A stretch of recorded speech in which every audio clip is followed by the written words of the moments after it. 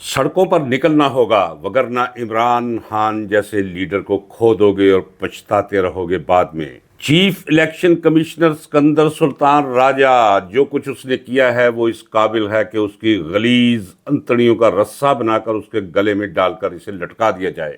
Daily ٹیلی graph London میں عمران کا jail سے لکھا ہوا ایک آرٹیکل شائع ہوا ہے جس میں عمران خان نے خدشہ ظاہر کیا ہے برملا طور پر کہ پاکستانی اسٹیبلشمنٹ اسے قتل کرنا چاہتی ہے۔ اس میں کوئی شک اور کسی قسم کا شبہ نہ رکھیے گا کہ اب ایک ہی راستہ رہ گیا ہے۔ جب 90% عوام عمران خان کے ساتھ ہیں تو اس سے جان چھڑوانے کا واحد راستہ یہ ہے کہ اسے بھی ذوالفقار علی بھٹو کی طرح ہمیشہ کے لیے موت کی نیند سلا دیا جائے۔ السلام علیکم۔ آج سب سے پہلے جو خبر میں ناظرین اکرام آپ کے ساتھ شیئر کرنا چاہتا ہوں وہ پی ٹی آئی اور عمران خان کے حوالے سے انتہائی حساس اور قدر خوفناک بھی ہے۔ آپ گواہ ہیں کہ میں کہتا چلا رہا ہوں کہ اگر کوئی آپ سے کہے، بھلے وہ گوہر ہو بھلے وہ پارٹی کا کوئی اور لیڈر ہو، کہ عمران خان کے ساتھ کوئی ڈیل ہو رہی ہے تو اس پر کبھی کان نہ دھریے گا، اس پہ کبھی یقین نہ کیجیے گا۔ وہ وجہ کہ میں کہہ رہا ہوں کہ اگر آپ کو عمر ایوب بھی کہے تو مت مانیے گا، گوہر بھی کہے مت مانیے گا، مروت بھی کہے مت مانیے گا، شبلی فراز بھی کہے مت کان دھریے گا۔ تو یہ میں کس بنیاد پر کہہ رہا ہوں؟ ونسنٹ اے چرچل، وزیر اعظم برطانیہ، ریٹائرمنٹ کے بعد پڑھا کرتے تھے، لکھا کرتے تھے، پینٹنگ کیا کرتے تھے، لوگ ان کے پاس آیا جایا کرتے تھے کیونکہ وہ فلسفی حکمران تھے۔ ونسٹن اے چرچل سے کسی نے پوچھا کہ جناب پولیٹیکل ورکر کی پہچان اور ڈیفینیشن کیا ہے؟ چرچل نے جواب دیا کہ حقیقی پولیٹیکل ورکر وہ ہے جو موجودہ صورتحال کی بنیاد پر مستقبل کا نقشہ دیکھ سکے، وہ دعویٰ کر سکے کہ ان حالات کی بنیاد پر مستقبل میں یہ واقعہ ہونے جا رہا ہے، اور اگر وہ واقعہ جو اس نے پریڈکٹ کیا ہو وہ نہ ہو تو پھر اس کی توجیہ کر سکے، اس کی تشریح کر سکے، اس کی وجہ بیان کر سکے۔ یہ ہے حقیقی سیاسی ورکر کی ڈیفینیشن اور پہچان۔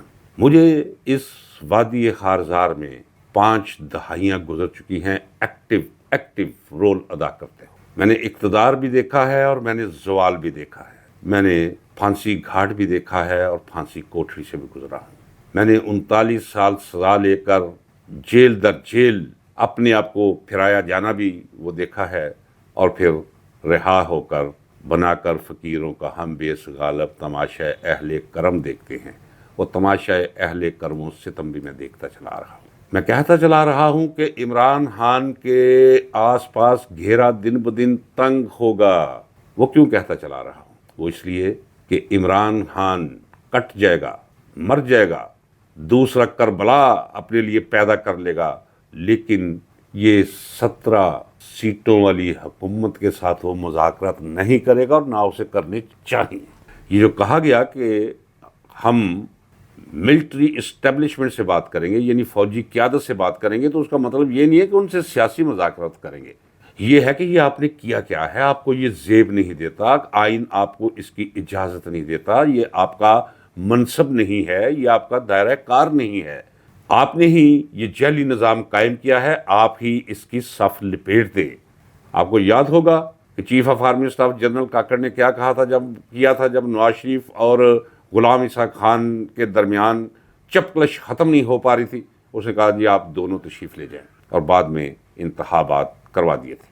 اس وقت بھی حل صرف ایک ہے، اب نہ تو محسوس نشستوں کا معاملہ ہے، میری بات یاد رکھیے گا، اور نہ ہی 80 کے قریب جو جعلی طور پہ ہارے ہوئے لوگوں کو جیت کے خانے میں دکھا کر چھینی گئی ہیں، نہ ان کی واپسی کا مسئلہ ہے۔ تازہ اور غیر جانبدارانہ انتخابات کے علاوہ پاکستان کے سیاسی مسئلے کا کوئی دوسرا حل نہیں ہے۔ اب آئیے کہ میں کہتا چلا رہا ہوں کہ عمران خان کے خلاف مزید دوزخ کھولے جا رہے ہیں، پی ٹی آئی پہ مزید سخت وقت آنے والا ہے کہ ابھی عشق کے امتحان اور بھی ہیں۔ الیکشن کمیشن نے سوال کیا ہے شوکاز نوٹس میں، کیوں نہ اس پارٹی کو ختم کر دیا جائے۔ دوسرا سوال یہ کیا ہے کہ جب پارٹی موجود ہی نہیں کیونکہ اس کے انتخابات نہیں ہوئے، تو آپ جنرل باڈی کا اجلاس بلانے کے بھی اہل نہیں ہیں، یہ بھی جرم ہے۔ الیکشن ایکٹ کے سیکشن 208 کی خلاف ورزی قرار دیا ہے الیکشن کمیشن نے جنرل باڈی کا اجلاس بلایا جانا یا پی ٹی آئی کے نام سے کوئی بھی ایکٹیویٹی کرنا۔ اس کا مطلب یہ ہوا کہ اب پہلے تو بلہ چھینا گیا ہے، اب لفظ پی ٹی آئی اگر کوئی اپنی زبان پہ لائے گا تو اگلے دنوں میں محسوس ہو رہا ہے کہ یہ بھی جرم قرار دے دیا جائے گا، لیکن چلے گا نہیں۔ آپ کو یاد ہوگا کہ کہہ دیا گیا تھا کہ عمران خان کا نام کوئی بھی نہیں لے گا، نہ لکھے گا، کوئی اخبار لکھے گا نہیں، اور کسی ٹی وی اسکرین پہ کوئی اینکر، کوئی میزبان، کوئی مہمان، کسی خبر میں عمران خان کا نام نہیں آئے گا۔ تو لوگ کہتے رہے وہ قاسم کے پاپا، تو وہ مذاق چند دن جاری رہا۔ یہ بھی ایک مذاق ہے، اس مذاق کا نتیجہ کچھ نہیں نکلے گا ماں سوائے اس کے کہ مزید لعنتیں اپنے لیے اکٹھی کریں گے وہ لوگ جو عمران خان کے خلاف برسرے عمل ہے، وہ کوئی بھی ہو۔ یہ مراسلہ یا شوکس نوٹس جو دیا گیا ہے یہ الیکشن کمیشن کی طرف سے دیا گیا ہے۔ سکندر سلطان راجہ، وقت آئے گا جو حساب خدا بھی حساب لیتا ہے، وقت آنے پر جمہوریت کے نام ایسے لوگوں سے حساب نہ لینا وہ جرم کی راہیں مستقبل کے لیے ہموار کرنے کے مترادف اور برابر ہوا کرتا ہے۔ یہ جو کچھ سکندر سلطان راجہ نے کیا ہے، ایک آئینی ادارہ ہے الیکشن کمیشن، احترام ہے ہمیں آئین کا۔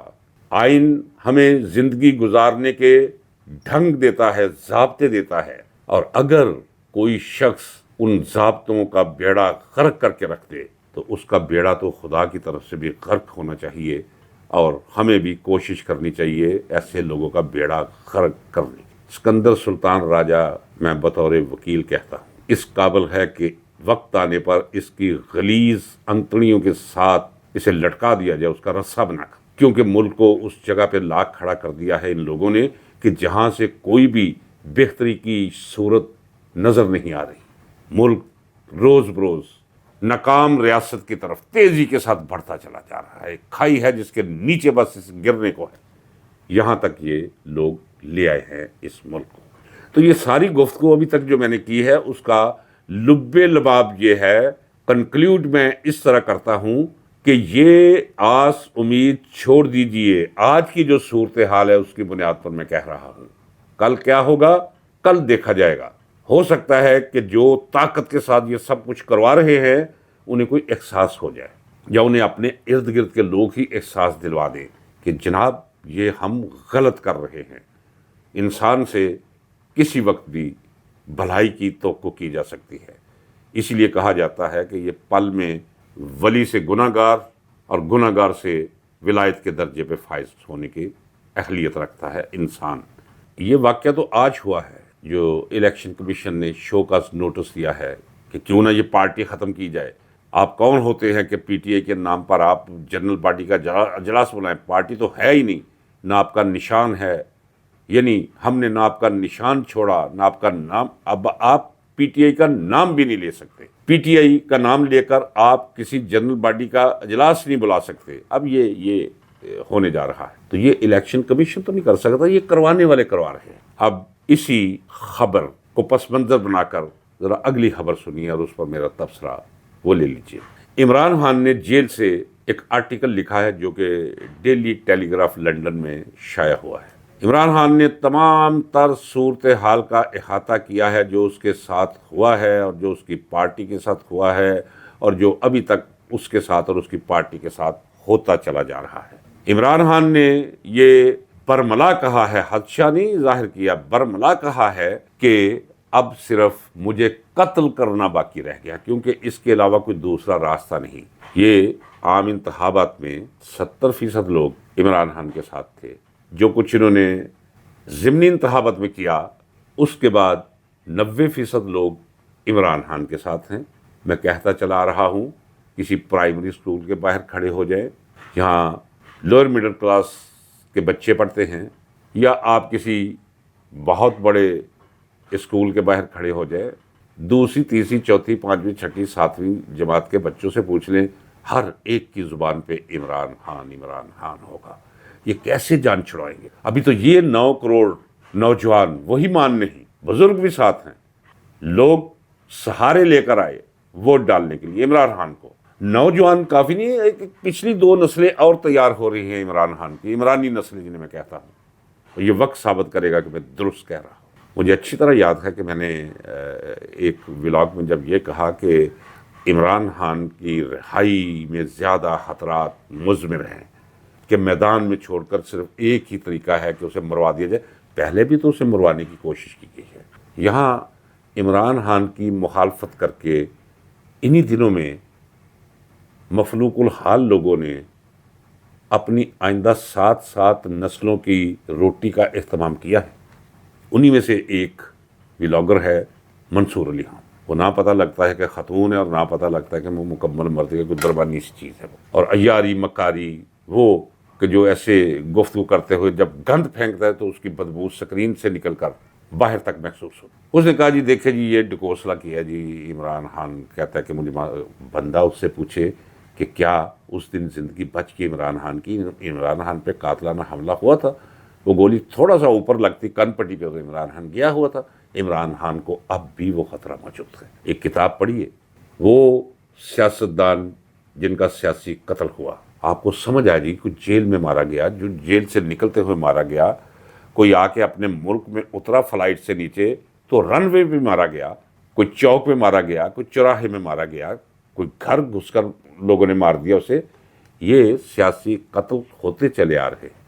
جب کوئی راستہ باقی نہ رہے تو پھر کسی نہتے شخص کو موت کی نیند سلا دینے کے علاوہ کوئی دوسرا راستہ نہیں رہ جاتا. مثلا ضیاء الحق کو پتہ تھا کہ قبر ایک ہے اور اس کے امیدوار 2 ہیں ممکنہ، یا اس کے نزدیک وہ خود تھا یا ذوالفقار علی بھٹو تھا. ذوالفقار علی بھٹو چونکہ نہتا تھا، وہ طاقتور تھا، اس کے پاس کوئی راستہ نہیں تھا. اس نے جوڈیشل مرڈر کروا کے ایک عظیم لیڈر کو منو مٹی تلے ابدی نیند سلا دیا. تو عمران خان کی زندگی کو خطرہ ہے. لیکن ایک بات میں ضرور کہوں گا، کل ہی میرے دوست کہہ رہے تھے لوگ تو امن امان کے ساتھ اپنا کام کر رہے ہیں، کسی کو پتہ ہی نہیں ہے. نہیں، جب ایک لہر اٹھتی ہے، ایک ذہنی لہر اٹھی ہے نا عمران خان کے حق میں، تو 90% لوگ آج بھی اس کے ساتھ ہیں. توتلی زبانوں سے جب گفتگو کرتے ہیں تو عمران خان، اور پوری دنیا میں کوئی نہیں جانتا کہ کون ہے نواز شریف، کوئی نہیں جانتا کون ہے جنیجو، کوئی نہیں جانتا. عمران خان کو پورے کرۂ ارض پہ جانتے ہیں. پاکستان کی پہچان ہے عمران خان. اور عمران خان وہ واحد لیڈر ہے کہ میں نے اپنی پوری زندگی میں ایسا لیڈر نہیں دیکھا کہ جو چاروں صوبوں کے اندر، ہاں میں نے دیکھے ہیں کہ کچھ نہ کچھ اثر ہوتا تھا شہری علاقوں تک محدود، لیکن کوئی چھوٹے سے چھوٹا گاؤں ایسا نہیں، کوئی گلی ایسی نہیں، کوئی قریہ ایسا نہیں. کے پی کے لے لیں، سندھ لے لیں، پنجاب لے لیں، بلوچستان لے لیں، اب آزاد کشمیر چلے جائیں، اب گلگت بلتستان چلے جائیں. یہ اتحاد کی علامت ہے عمران خان. یہی میں اپنی فوجی قیادت کے سامنے معروضات پیش کرتا چلا رہا ہوں کہ خدا کے لیے پاکستان کی سالمیت سب سے اول ہے.